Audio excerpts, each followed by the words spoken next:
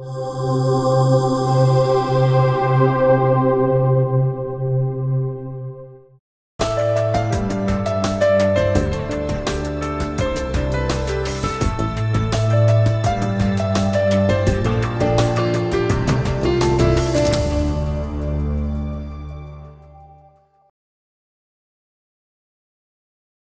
films de cinéma sont souvent un excellent support pour apprendre à décrypter les comportements humains et puis apprendre soi-même d'ailleurs à essayer de se changer. Je vous propose en l'occurrence d'analyser un court extrait du film Le Crabe-Tambour, particulièrement intéressant du point de vue du manager.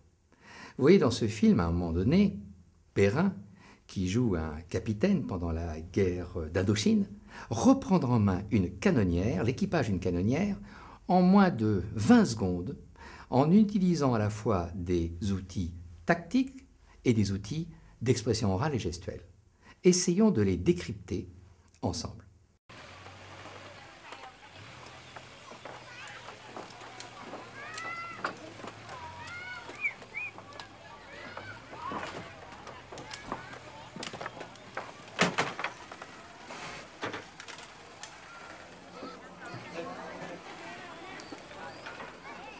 Bonjour messieurs. Qui est de quart? C'est moi. Babour? Pardon? Excusez-moi, lieutenant. Quartier maître Babour. Je prends le commandement de la flottille à midi. En attendant, vous feriez bien de... Nous ne sommes pas des hussards de la mort, n'est-ce pas? Bien, commandant. Les faites aussi barbouiller tous ces... Nous ne sommes pas des chasseurs de tête non plus. Merci. À tout à l'heure, messieurs.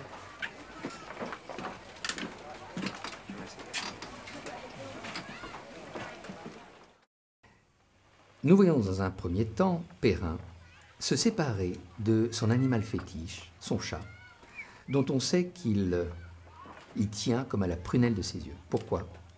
Parce qu'il applique le principe monter au sujet en se délestant des objets. Il se rend disponible en quittant ce qu'il avait dans les mains.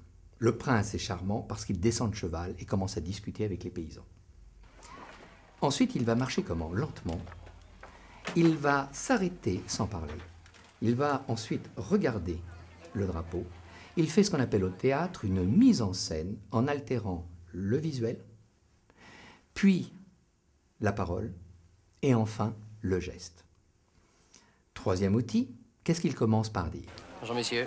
Eh bien, il envoie des mots de respect. Il va être d'ailleurs très respectueux. Bonjour messieurs. Bonjour. Merci. Merci messieurs. À tout à l'heure, messieurs. Au revoir messieurs. Pourquoi? Parce qu'il exige le respect de ses troupes, qui n'y croient plus, qui ne sont plus pratiquement régimentées. Et la meilleure façon d'avoir le respect des autres, c'est bien sûr d'afficher le sien. Bonjour messieurs. Qui est de quart? Il commence par demander l'identité du meneur, du chef. Excusez-moi, lieutenant. Quartier maître Babour.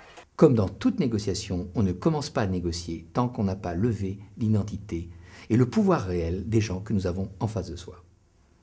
Qui est de quart? Il n'est pas très content de la réponse décontractée qu'on lui fait.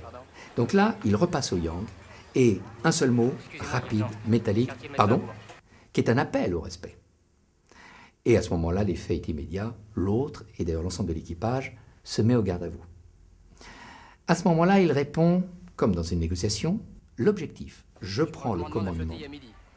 Et il donne un délai. À ce moment-là, il va faire un autre outil. Quand il distingue ces signes, ces croix de mort, qui ne sont pas dignes de soldats de l'armée française, il va se mettre dans le négatif en disant « nous ne sommes pas des ». Autrement dit, il accepte de partager la misère avec ses troupes, mais de façon plus subtile, il va ensuite leur laisser toute initiative pour réparer. Vous feriez bien de... Et il ne termine pas sa phrase. Elle est d'ailleurs positive, vous feriez bien. C'est comme une utilisation de l'outil du choix. Il leur laisse une disponibilité. Ensuite, bien sûr, il va utiliser l'outil du remerciement par anticipation.